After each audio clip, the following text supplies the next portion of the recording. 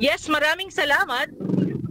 Binuo ng Philippine Embassy sa Israel ang crisis management team nito upang pagsamasamahin ang mga key embassy officials at representative mula sa Migrant Workers Office ng Department of Migrant Workers upang suriin ang contingency fund, contingency measures kasabay ng mga airstrike sa naturang bansa.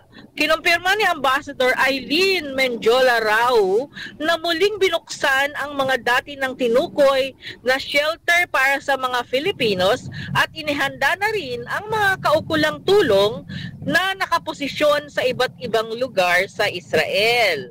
Matatandaan na binulabog ng mga airstrike at rocket alerts ang mga residente sa Israel. Ang na-counter natin ngayon since yesterday, sabi nila ay walang humpay na barrage of missiles kaya sa iba't ibang bahagi ng bansa ng Israel, kaya ginawa natin ito.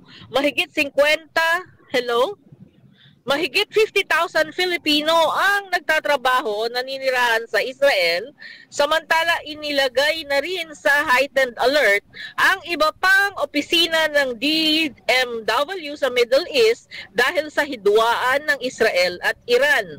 Bagamat hindi pa inilalabas ang mandatory evacuation order, 9 na OFW na ang nagpahayag ng pagnanais na mabalik sila sa Pilipinas.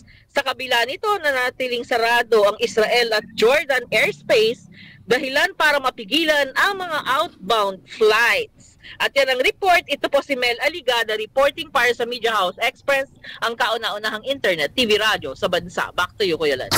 MH, balita ng bansa.